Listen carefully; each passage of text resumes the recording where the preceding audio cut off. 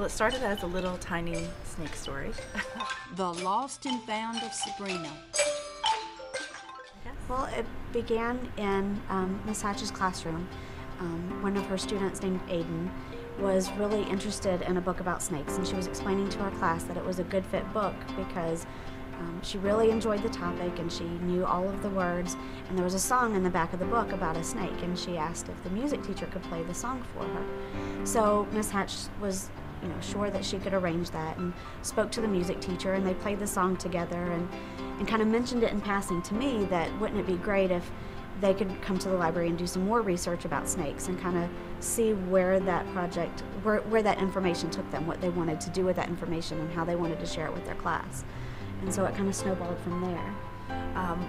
And so we just met as a team, just myself with all of our focus teachers, and kind of set out like a tentative, roughly 9-week plan of how this could look. If they met with them a few times for a couple weeks, what would that look like? But we really didn't have a plan of what it was going to be. We just knew it would start with some sort of research, and the kids would guide whatever direction they wanted to take the project. We really wanted the kids to decide what they wanted the project to be. Did they want to stand up in front of the class and say, this is what we learned about snakes? Did they want to make a book? Did they want to do an art project? We really wanted it to be their decision and let them guide where the project took them. It was really exciting because you never know what it was going to be, and we got to choose where we started from and then go on, and it was just really exciting because you never know what's going to happen. So they started in the library. They came to me first, and I met with them about 3 or 4 times, and they decided they each wanted to research their own type of snakes. So they each chose a book about a snake, and then they started doing their own research about snakes. And the art teacher really took the reins and kind of guided them with the creation of the story. And she really embedded so many literacy skills into what she was doing, way beyond just artwork, and teaching them about textures and making sure the markings were correct based on the research they'd done about their snake. So the story format really took shape with the art teacher. We sat down as a group and brainstormed the storyline. They picked out jobs for their snakes. We looked at illustrators, and so we began to create texture watercolor papers. They cut their snakes out. The children worked together to put their individual pages together and to create the environments for their snakes. And then we wanted to also bring in the music teacher and the PE teacher and the technology teacher. And I think originally we thought maybe they would, just do some songs about snakes, or some movements or dances or something like that. And as we continued to, meet about this and talk about this as teachers, just, kind of in passing, we realized, well, maybe instead of doing a song about snakes, maybe the music teacher could do some sound effects that went with snakes and add something additional to the book instead of something separate. I wasn't so focused on the storyline, just the character of their snake.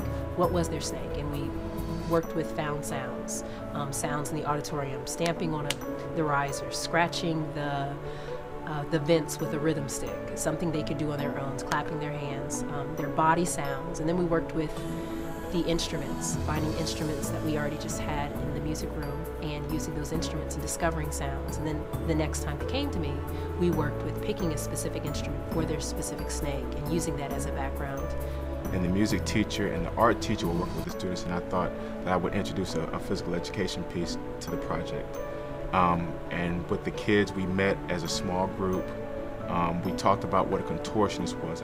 Then we said, well, how about if we all pick the letter from the word snake and try to use our body to make the word snake?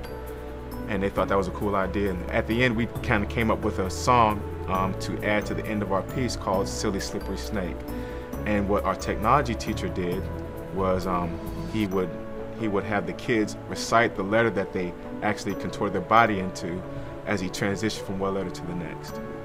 The cross-curricular impact that it had was just way more than I ever could have planned if I had done this just by myself.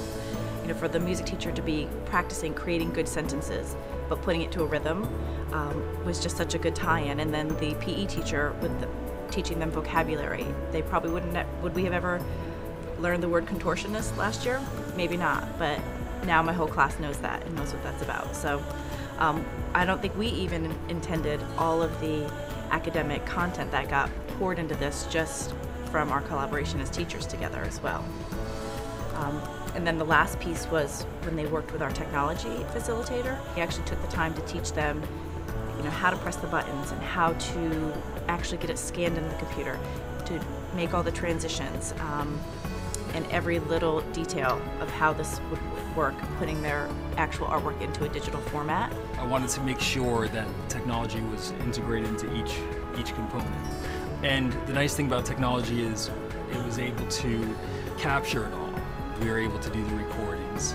We were able to use Audacity to record the audio. We were able to use the photos to scan them in with the art teacher. We were able to put that into Photo Story.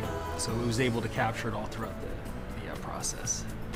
So in the end, just listening to or having a discussion about why we read the books that we're interested in turned into something just much greater than we ever imagined. The goal was to learn something, and they learned that hard work led to all of these great things that have come out of Sabrina. And above all, in my 10 years of teaching, this has definitely been, if we wanted to look at actual data, this has been the year that I saw the most growth in reading levels and fluency across the board. So the data's there to support it, way beyond just their engagement and enthusiasm for the project. Because at first I thought it was just going to be just a little school thing, but it started getting bigger and bigger and bigger until we got to the national award.